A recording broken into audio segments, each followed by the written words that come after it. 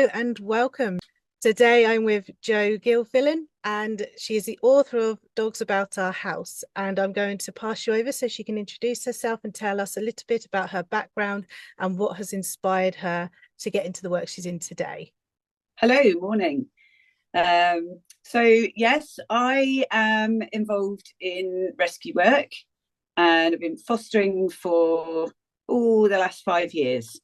And that kind of came about because we rescued a dog back in 2017, I think it was, 2018. Oh, I can't remember now. But he came from Cyprus, and I thought I knew quite a lot about dogs until I got my own dogs as an adult. I'd grown up with dogs as a child, and we rescued a dog as well, and then got my own puppy. And I was like, oh gosh, I don't actually think I know as much as I thought I did. The puppy we did quite well with, and then we got this rescue dog a year later, and he threw quite a lot of challenges at us. He's a hound, and he was a failed hunting dog, we believe. And yeah, he had quite a lot of things that we had to work on, and that led me down a path of sort of exploring different training methods. And we got into games-based training, and I did a lot of training and behavior stuff based around that, and did some qualifications. And then I decided I wanted to use that. So I thought, what better way than to foster dogs, bring some dogs into our home, use the techniques and the knowledge that I've gained, the experience with my own dog. And so we started fostering.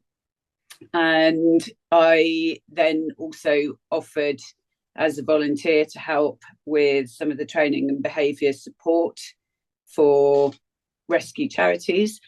And I've just always, I've really enjoyed doing that. I've always enjoyed being involved with rescues. Excuse me. Always had a bit of a passion for that. And so, the first dog that we took on, he was one that had been in the shelter for a long time, and he'd been in there since a very young pup. He and his mum and his siblings had all been brought into the shelter, and everyone else had left from the family, and he was still there at 14 months old. So he was one that they wanted to get out of the shelter because he needed a different life. Obviously, he'd grown up there so far. And so that was the dog that we started with. And again, learned a lot from him. He didn't have massive behavioural issues. He just hadn't experienced any life. He just had life in kennels. And it just kind of led me to want to do more and more and more. And so, the book that I wrote was basically came about because the foster dog that we have had most recently is a dog called Ragnar, which I know a lot of people have been following his journey.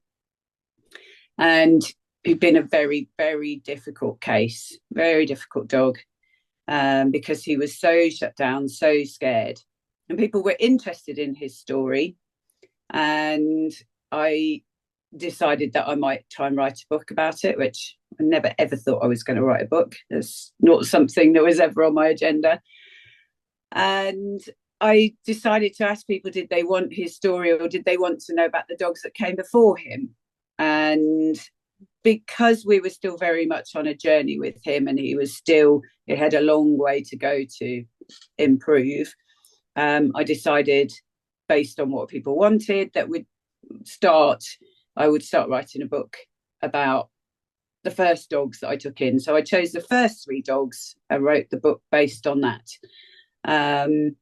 So that's kind of where I am now. I help people with training and behaviour support for the charities. And Ragnar is now, he's been adopted by us. After 2.5 years, we decided that he just can't go anywhere. Bless him. So that's fantastic. So do you want to talk about what Ragnar was like when you first got him, and talk about the journey that you've gone on, because you've gone quite the journey. And as far as I can understand, you're using a slightly different method to the norm. And I think that's really, really fascinating. So what inspired that method, and also what inspired this journey that you had with him? Was it inspired solely by Ragnar, or is it, something else, or accumulation of other things? Yeah, okay. So Ragnar, I met him when I went out to Cyprus. So my first visit out to the shelter, I came across him. The lady who I have the strongest connection with, Melina, she does a huge amount of work with rescues out in Cyprus. And when I went over to the shelter and spent some time there, she said to me, "We've got this dog who's come in and he is incredibly fearful of us all. And I'd just love you to go into his kennel and, go see what you think of him." And I mean, he was absolutely terrified. He spent the entire time hiding from me. He was trembling. He was right at the bottom of the kennel run. So they have very nice spaces in this shelter, and they've got an indoor kennel space, which is quite a decent size. It's a sort of box room, bedroom size, I would say. And then they've got an outer space. Some of it is covered and some of it is a long open run. And they've got a decent amount of room to move in and out. And he was right down at the bottom of this run, and he didn't want to come anywhere near me. And I spent probably about 15 minutes in there, and I sort of carefully moved around. I turned my back to him. I crouched down, spent time in different spaces.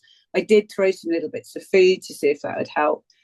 And he basically, ignored me. And the one time he did move, he just fled in terror around the edges of the kennel space.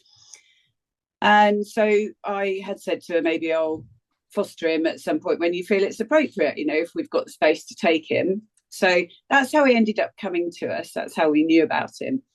And I knew he was going to be a scared dog. He'd been in the kennels for a year by the time he came to us.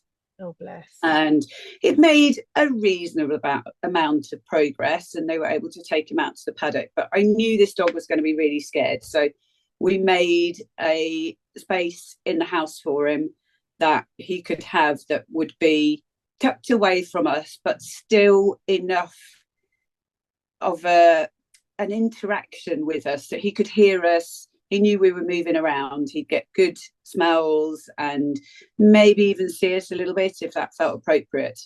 Yeah. And so we had that space, and he immediately sought it out. He just made a beeline for it. As soon as he saw it, off he went. And I tried initially to encourage him into the garden, and that really didn't go well. He was just too scared. He didn't want to be moving from that safe space.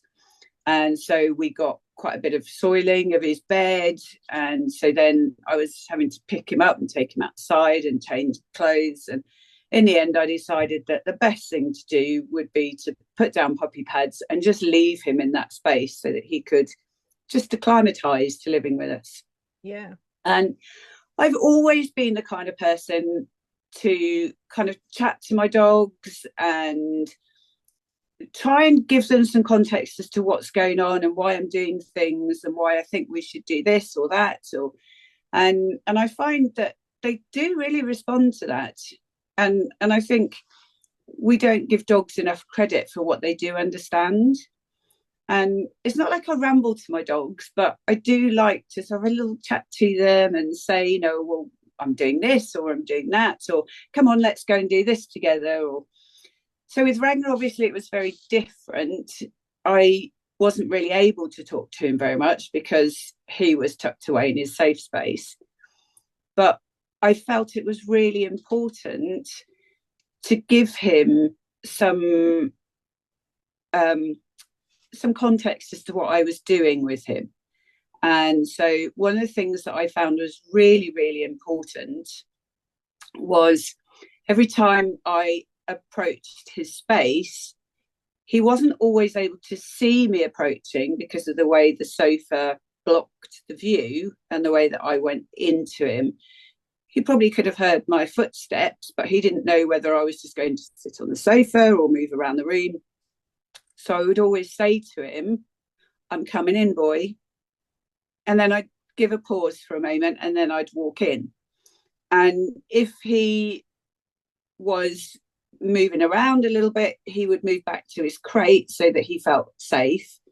And I'd go in and I'd put down his food, or I'd take the enrichment that I'd taken for him, or I'd have to go in and change puppy pads, whatever it was.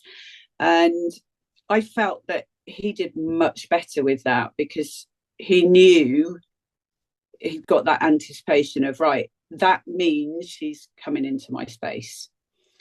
And I think we had a very different approach in that we took a much more hands-off approach. We used a lot more time, space, patience than maybe other people would have done.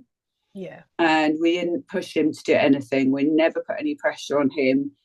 We would sort of try things out with him to see, was he ready? So we'd got curtains across glass patio doors that he could see out from, and those doors led into our kitchen, and we'd got a baby gate across there.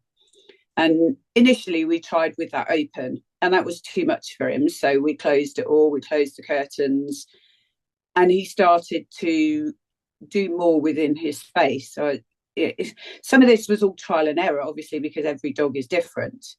Yeah. But I was going with what I felt was the best thing for him and what I could see he was responding best to. And so over time, we slowly started to integrate things. So, I'd perhaps open the curtains a bit and see, could he cope with having the curtains open and seeing a bit more of our movement? And when I saw he couldn't, I closed the curtains again for a little bit longer, another day or two, and then started to open things up. So it was a really, really slow approach. And I've worked with people who've been given advice, they need to get involved in your house more, take their safe space away, move their crate, put it somewhere where it's a bit more in the household. And then the dogs don't always do so well. Some of them might do, but a lot of them don't because they're not ready for that. People have said to me, you need to stroke him, you need to show him that touch is a good thing. And actually, I just felt that made him feel absolutely physically sick. Yeah, he would drool and he would wide-eye stare at me and he would freeze and tremble. And I just thought, that's not what he needs. That's not what he wants. He's the fussiest little thing now. But it took us a year to be able to put our hands on him. And even then, it took a lot of understanding of his body language to know whether or not he was actually allowing it. Yeah, and I love that. And I think that there was a few key points I've just jotted down that I wanted to talk more about, because the first one was the time frame that this took. Because this took, you're saying about a year before you could even touch him. And I think a lot of the advice that going around rescues that is being questioned at the moment is the 3-3-3 rule. It's like a guideline, and I think it's well intentioned. I think there's a really good intention to have that, but I've not found, and a lot of people that are in rescues, as particularly rescues from abroad, have not found that it's the most accurate advice, because it takes a lot longer than 3 months for a dog to learn to trust. So it's something I think is very well demonstrated there, that it took you around about a year to touch your dog and to learn about the body language that he was giving you and that kind of thing. And I think that about a year is about right for some dogs that are in extreme fear, and we don't know exactly what's happened to him, the treatment that he's had. And the fact that you have taken this very hands-off approach and been very respectful of his needs and what he's where he's at the moment. So you're really helping the dog that literally is right in front of you, rather than like going, okay, well, he hasn't met this goal, this goal at this point, we're 3 months in, he's not where he should be. And there is a pressure, I think, regardless of whether or not we're rescuing a dog or taking on a puppy, there is this pressure that by a certain age or a certain amount of time that you've had your dog, you have to have done all these things, and you have to have, acclimatized them to all these different and desensitized them. And actually, if you just take that natural pace, you find these things happen in a more authentic way. And Mm. actually, if we force that situation, he may have never have come out of himself, and may have felt that there was too much pressure going on with that. So what are your thoughts and feelings on that, that kind of guidance? And Yeah, I mean, the 333 rule is it has been very, very widely used in rescue. And you often see, I mean, a lot of rescue Facebook groups and social media groups, and people will often say, oh, have you heard of the 333 rule? And I've used it myself, and I actually talk about it in the book as well. And I think as a guideline, there is some merit to it, but it is a very loose guideline. Absolutely. I mean, the 3 days, I think that is good to have in mind, that the dogs need a period of time, a shorter period of time, where they just have to get over the trauma of a journey and a change of home, and whatever the situation is that's brought them to a new place. yeah, They need that time to decompress, to acclimatize, to just understand the fact that they have had a massive upheaval, that their whole world has changed, yeah, and you can't just throw them into somewhere new. And then they need another period of time where they start to realize that actually this is now this is somewhere that I'm possibly going to be staying. These are the people that I'm now getting to know.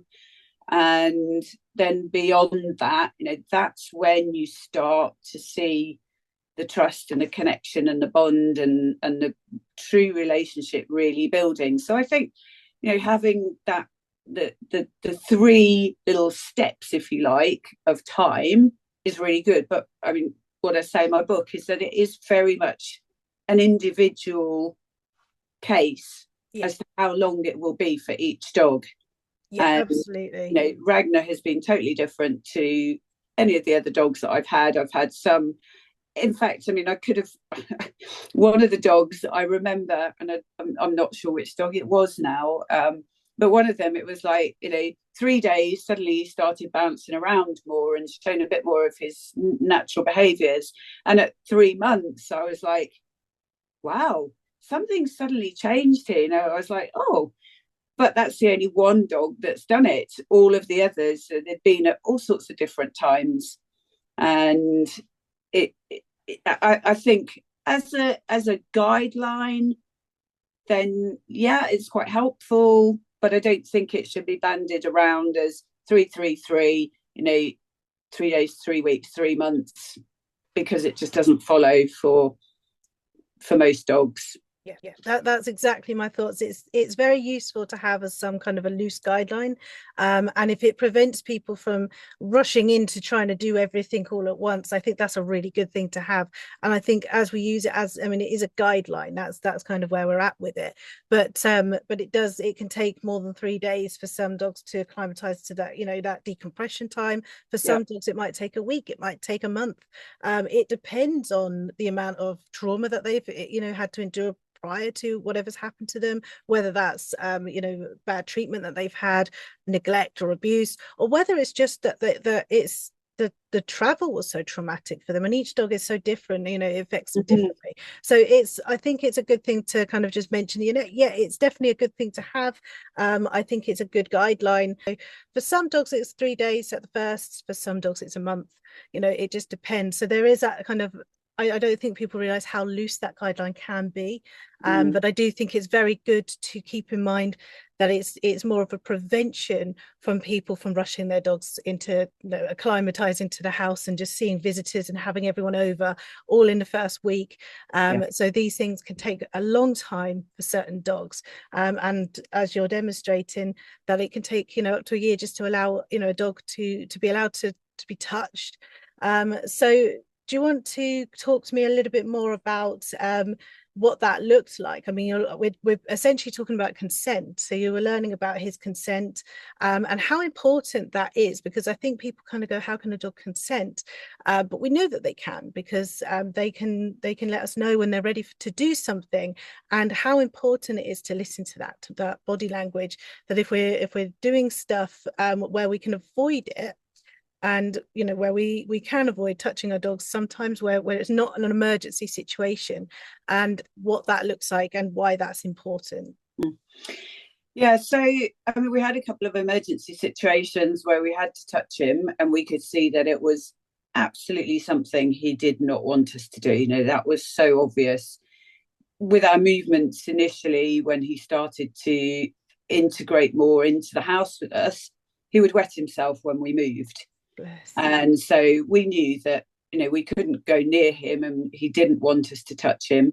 There was one time when we realized that his collar was getting too small, because obviously he was gaining weight with us. Yeah. And so we had to get hold of him, change the size of his collar. And that was massively traumatic for him. And he shot off as soon as we took our hands off him. And over time, we could see that he became a little bit more comfortable with us approaching him. So we got to the point where he stopped wetting himself, but then he would bark at us if we went within his safety bubble. And we would try and sort of keep that bubble, if you like, without breaking it, so that we moved around him so that he didn't bark at us. And that bubble got smaller, so we could get to him a little bit more. And there were times when he started to approach us a little bit as well. So I would perhaps get just a tiny hand sniff as he brushed past me. And I was watching his body language quite carefully, quite closely. And I was looking for him to not move away if I was closer to him. And I was looking for, did he lick his lips? Did he blink? Did he turn his head? Did he move his body? All those tiny little subtle cues that they give us. And what I never wanted to do was to put him into a space where he couldn't move away from me if I was giving him any kind of physical interaction. And so I tried very hard to always make sure that if I was close to him, he had the chance to move away in all directions. And so he wasn't, sort of cornered into a space where the only thing he could do was to push himself past me closely, and didn't have space behind him or to the side of him where he could easily, freely move away. And it got to the point where we were able to move towards him, or him move towards us. And initially I wouldn't even put my hand down to him, because I didn't want to spook him and have him run away. I wanted him to come to me or to us. And it got to the point where he sort of came and hovered, or he'd started to maybe give my hand a little sniff. He got very excited when we came down in the morning after several months. He started to sort of circle the table, and the dogs, we've got two other dogs, they would greet us in the morning, and they'd come and get excited, and I'd give them lots of fuss. But I would never encourage him to come to me. I'd never call him.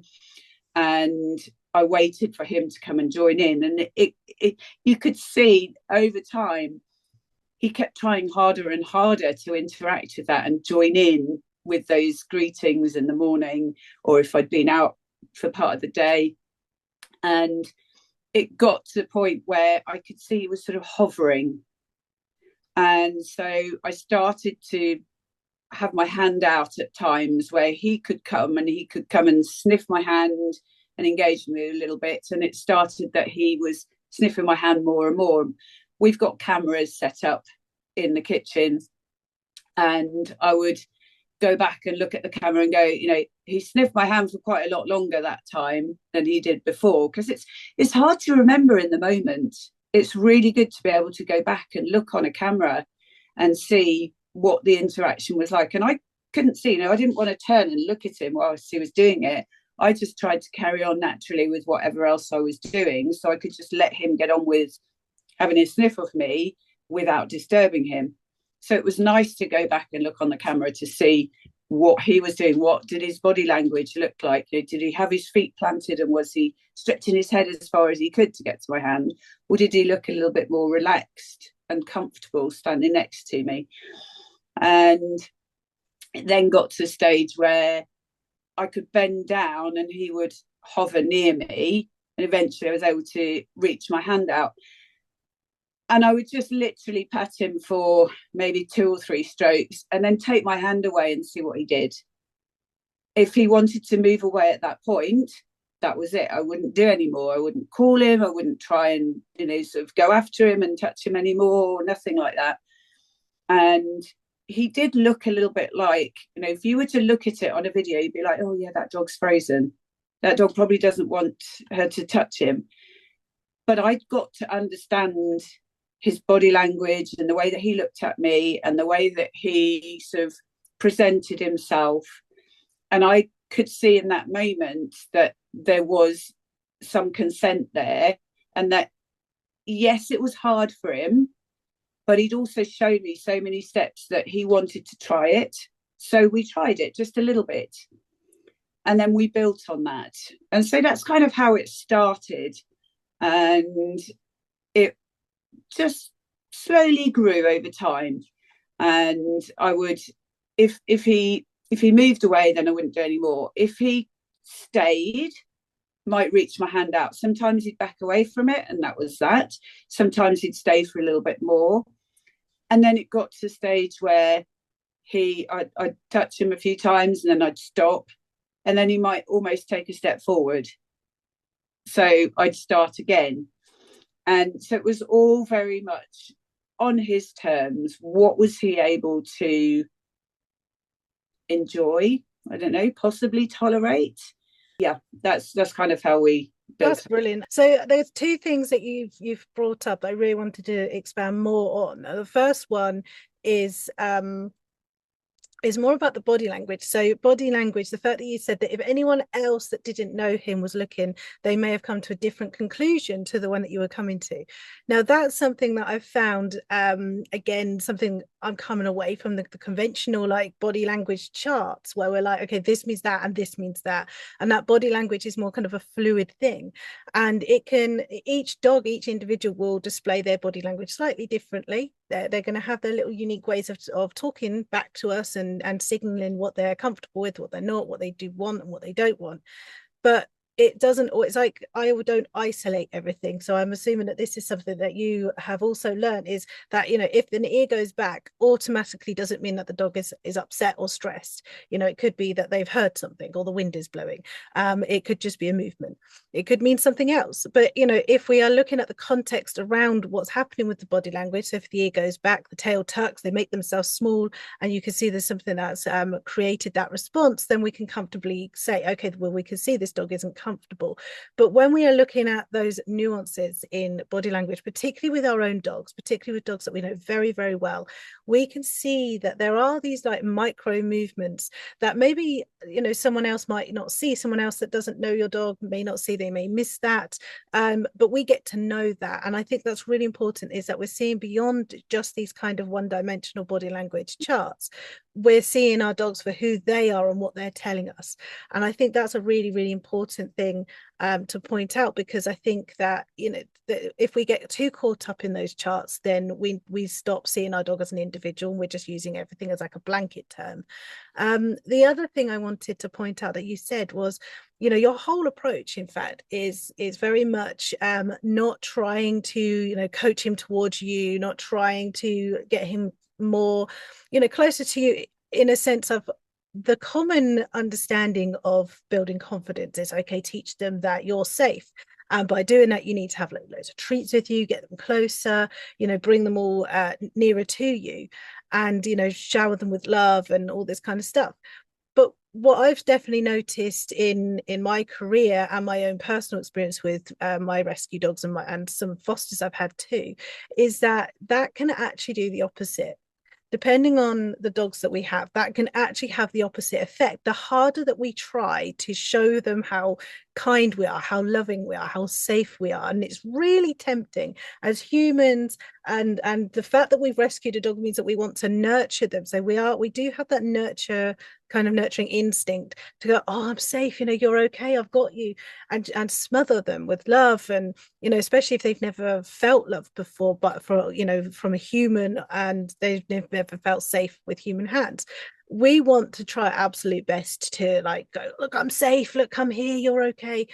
And actually the dog doesn't know that we're safe. We may be telling them that. They don't understand it at that point. Their fear, everything that's happened, is going to tell them, oh, gotta stay away. And they are not seeing us as a safe person with that. In fact, our kind of intentions of showing them how safe we are can be really, really threatening.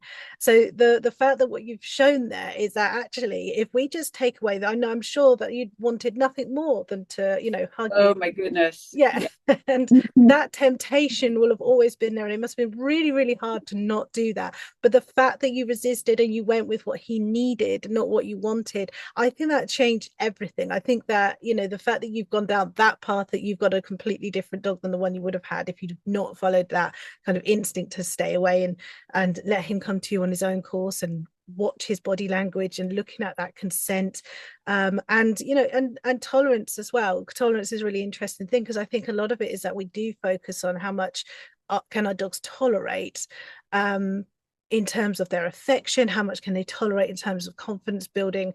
And I think that that's misunderstood a lot as tolerance looking at like confidence. And I think that dogs do need to tolerate certain aspects of life like we do. We no one can go through life stress-free completely 100%. But it's more about, okay, but do our dogs need to tolerate this right now? Or can we, is it worth it? Do they have to? It's like some dogs will have to tolerate the vet visit. Most dogs aren't going to like that. But if it's something that's beneficial for their health and they absolutely have to do that, then tolerance is definitely something that's needed. But do they have to tolerate us hugging them and picking them up and, disturbing them when they're not ready? No, they don't. So this is something that I think I really love what you've picked up on there. But I also really like the fact that you've been using language. You've been, giving him that context of what's happening. You've been giving him, you're a step in front of the behavior by telling him, I'm just coming in, I'm just doing this. You're letting him know what's going to happen before it happens. Nothing's taking him by surprise. And as you've said, yes, he could have heard your footsteps coming, but he doesn't know your intentions just by your footsteps. He doesn't know what else, he could think footsteps, oh, that means a human's going to come in and anything could happen, anything bad could happen. So you're giving him context through your voice, through your tone, through your reassurance, through your words, and he's going to learn those words over time. So that's going to definitely have helped him go, oh, okay, that's just mum. She's just doing this. She said she's coming in to do this. And so he's going to understand that context when it's been, done enough, and when he's not in a state of fear, he can actually start learning. So that was something that I really loved what you did, and saying that it wasn't just babbling. You're not just saying words that are empty. You're saying words with intention, and he's learning what those words mean because you're using them with intention. So is there any like examples that you can give, like from what you were doing with the language and the use of it, and how he was starting to respond to that? So, I mean, there was obviously the most obvious one I used was that I'm coming in. I mean, as he started to move around the house, I would say to him, "Oh, I'm coming towards you," or "I just need to come over and get something out of the cupboard," or one that I use with my dogs all the time is whether or not they want me to fill up their water, or if they want me to help them with something. So a bit of food gets stuck underneath one of the surfaces, whatever it might be, and they're pouring under the table to try and get something that they can't get to. And I'm like, would you like me to help? And they sort of look at me as if to say, yes, please. And so I come over and I help them. And I mean, oh gosh, it's really hard to think back as to what I might have specifically used with him. I mean, I just generally I chat to them and say things to them. We talk about, do you want to go in the garden? Do you want to go in the lounge? Oh, shall I let you in here now because you'd like to sit on the sofa? And I suppose it's those kind of things that I would use. I don't think there were necessarily any very specific things. It's just I was the same with my children when they were growing up. I always felt that I needed to explain myself a little bit. So, I would say to them, oh, be careful because you might trip on that step there. As opposed to, oh, be careful, which is what a lot of people say. And I say, what do they need to be careful of? And it's and I think context is a really massive thing, and I think it's really important. One thing that I'm thinking of is we were in a secure field last night, and because I talk to my dogs, they do get an understanding of what I'm trying to convey to them. And there was a little shelter. It's only the second time we've ever been to this field. There's a little shelter where they have some bowls and you can fill it up with water. And I put a bowl down earlier and nobody had had a drink at that point. And we were getting ready to leave the field. And I said to the dogs, does anybody want to go and have a drink before we leave? I didn't gesture towards them. They didn't really know this space well at all. And 2 out of the 3 dogs just walked over to the shelter and went and got themselves a drink. And I was like, they absolutely know. I turned to my husband and I said, they know what I mean. Mm. And, I hadn't pointed to the water. They had seen me put the water out, I'm sure, earlier. But they, at that moment in time, when I said, do you want to go and get a drink? That's what they went. They were like, oh, I'll go and find where the water was. And off they went. And so I think, yeah, I do generally say, come on, let's go this way, or no, we're not going that way today. I need you to come this way with me. And they know certain little phrases. And I think, I mean, I've never ever done any formal training with Ragnar because he just isn't the kind of dog that can cope with a type of formal training. And yet he's got lovely loose lead walking. He follows us around. His recall is way better than our other rescue dog. And he has a really strong bond with us now. And you could see that even though there were still trust issues, you could see that a bond was developing and that he had a certain level of safety and trust in us. And his nervous system just was still working through all these issues that he'd had, all of the impact of his previous trauma before he came to us. His nervous system has had to have time to come through that. And you could see how much he wanted to trust us, but his body hadn't gone through that adjustment yet. And still, even now, there are lots of times where you can see his nervous system just kicks in and takes over where his emotions might be at. And so he still flinches at many things. There are still times. I went away for a few days last week, and when I came back, he regressed by, I would say, a few months almost for the first, 36 hours or so. He didn't want to come near me. He was barking at me again. Oh, bless him. And then suddenly I'd been home 36 hours or so, and suddenly he was like, oh yeah, it's all good now. My nervous system has settled down again. I was unsettled because she went away, and that put my nervous system sort of a bit more heightened, and now it's settled down again, and so it's all good. And then suddenly he sort of progressed forward again even more, and he started playing more interactively in the last few days, and he's been way more cuddly. He's climbing on me on the sofa, and so it just goes. I think not having done any training with him, we haven't seen that he's any different to our other dogs. He does things in the same way almost, because I've built up that connection with him. I've built the trust, and I've guided him with my actions and my language, as opposed to, oh, I've got to teach him to walk by my side. I've got to teach him to walk on a loose lead. I've got to teach him to sit. He can't sit. He can't lie down. He doesn't know any of those kind of things. And yet he wants to hang out with me all the time when we're out and about.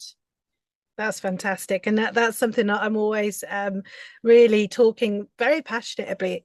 I mean, in a very passionate way. I mean, I feel very passionate about the fact that we don't need to train every dog to an inch of their life. And, that dogs, because people think that training is everything, and that you have to be able to get your dog to sit and to lie down and to stay and to wait, and there are certain aspects of training that obviously are essential. So we do need to have safety elements in, like it's always good to have an emergency stop, it's always good to have a recall, and the more that you give them those skills, the more freedom they can have with that. But it doesn't need to be done in such a stringent way of training. I stopped training my dogs in 2020, and I came away from it, and I started guiding and teaching in the same way that we would teach young children. And I was really impressed with how much my dogs could understand, and actually understood more context. And I would say they understood more about life, and they understood more about themselves than they did when I was just training. And I'm not bashing training. I think training has its place, but there are certain dogs that find the pressure of training just too much. And because you're the whole kind of goal of training is that you do something right, and you're going to get a treat for it, you're going to get a reward for it, and as if it's force-free training, of course. But that's still creating an aspect of pressure, and certain dogs do like that bit of pressure. I like a bit of a challenge, some particularly working breeds, particularly breeds and individual dogs that are like, yeah, I like a challenge, I want to do something. But a lot of dogs that are very sensitive, a lot of rescue dogs, a lot of dogs that have had their trust broken, they don't always cope well with that kind of pressure that training can bring. And when you're looking at what training is, you need to ask the question, why do we need to do this, and why do I need my dog to sit, and why do I need my dog to lie down? And with loose lead walking, and I'm always saying this to my students, is that loose lead walking it's usually 90% of the time not something you need to teach them to do. Lots of dogs know how to do it, but they can't do it because of the state of mind that their dog is in. Mm-hmm. So when you're in a heightened state of mind, you're pull, I want to get out, I need to get faster, I need to do this, I need to do that. Now that's a state of mind. So helping dogs to transition from a heightened state of mind to a more calmer state of mind, that's something that you can't train, because you can't just go, right, now we've said the cue, you've got to now change your emotions. It's much more complex than that. It's much more of a process of bringing yourself out of that situation and bringing everything down than it is just, right, I've said your cue word, you need to now demonstrate that you're calm by going through the motions. And so I find that a lot of dogs that I've worked with, where people say down and settle, and they've done it on for a trained cue, and they do it beautifully, like they'll go, oh yes, I can do that, but you can see that the dog is not settled. Yeah. They are like, oh, come on, I'll treat me now because I've just done it. I'm sitting here, I'm waiting, I'm doing my best.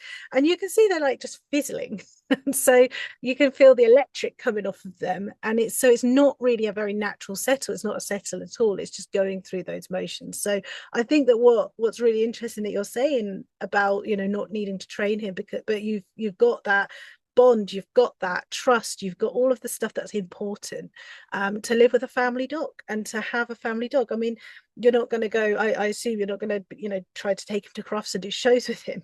So you don't need him to do the perfect sit. You don't need him to do the perfect heel.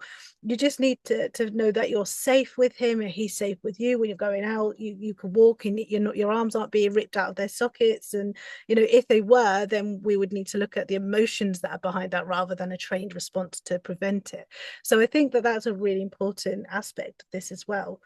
Um, so I think what we'll do is I think we're coming up. So we'll start just to wrap this up a little bit because I know we could talk for a long, long time here. I do think we'll probably need to get you on here again because I think this is really, really important. So I just want to talk briefly about your book. Like what's your book about? What's inspired your book? Where can people find it to buy that?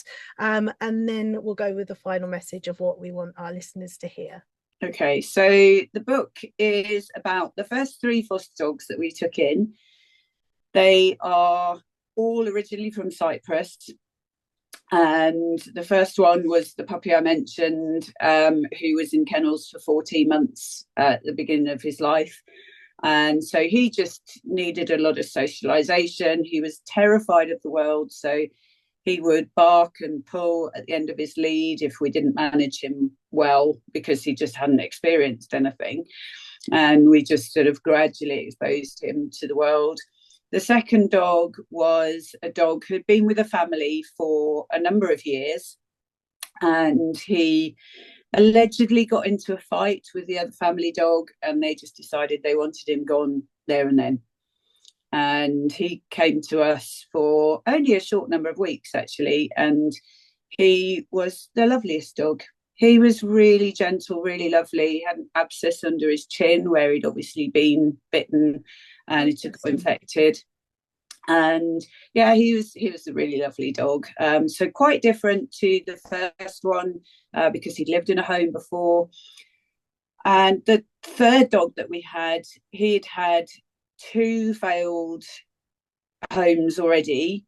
He was quite a big dog. He was a big hound, about 32 kilos, I think. And he was one of those dogs that you were just talking about who just did not know how to settle. He didn't know what calm was. And so that was something that we had to help him to learn. And as you say, you can't just switch it on, switch it off. It's something that it's a process they have to gradually sort of go through, so that they get to feel what it's like to truly settle and truly be calm and truly relax. And his story talks through the process of how we managed to bring him down out of that totally heightened state all of the time, where everything he did was explosive. You touched his collar if you wanted to stop him moving to another room, and he'd turn, flick his head round and try to bite you.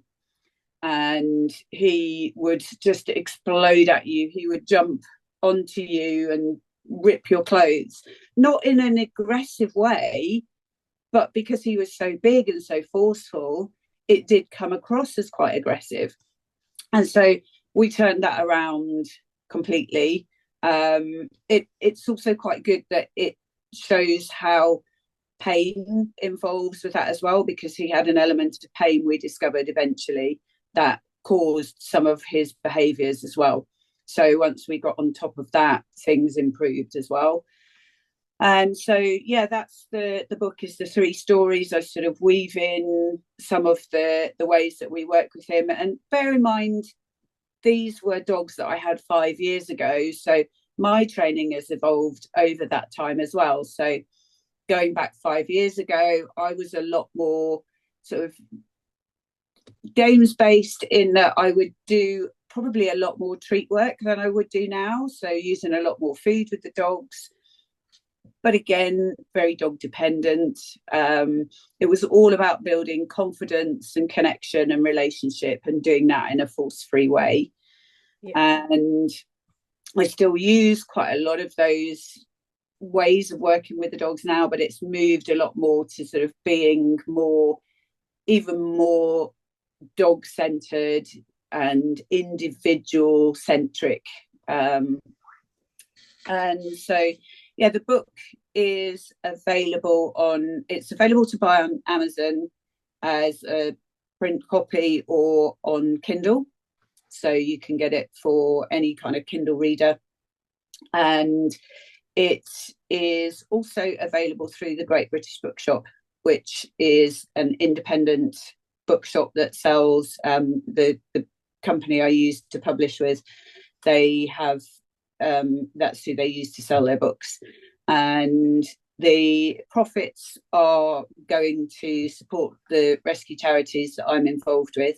I'm most heavily involved with Super Dogs Rescue, which is a UK-based charity that supports a shelter out in Cyprus, which is the shelter that Ragnar came from. And I have had some of the other dogs from there as well. I've rescued dogs from, or foster dogs from Romania as well. And so a bit of a mix of different places that I'm involved with. So yeah, the profits are going to them. Fantastic. That's lovely. I mean, I think that is a very well needed book. I think for anyone that's getting a rescue dog, I think that that's something that's well worth the read. So please do, if you're watching this, go out and have a look at that book, because I think that that's something that will really help a lot of people that are going through rescuing a dog and helping to know that process and what to expect. So before we leave, what's your kind of best bit of advice that you can give to anyone that's either just rescued a dog or thinking about rescuing a dog? What would you say is the kind of best thing that you would hold something very valuable that people would need to know? So I think it's really important to give dogs time and space, and not to put pressure on them to sort of fit into your family too quickly, and don't expect anything of them. Don't have any preconceived ideas about how the dog's going to be in their character. Even if you've sort of got a good idea of what the dog is like in their current situation, they may come to you and be quite different. I've seen that many times with helping people, and also with the dogs that I have. They might behave in a certain way in the environment that they've come from, and then they come to a new environment and they can be quite different. And then that comes as a bit of a surprise if you are not prepared that might be the case. So yeah, I think time, no pressure, just let them go at their pace. Don't expect too much of them. Certainly don't be thinking about visitors, taking them out for walks, putting them into situations that they're not ready to handle.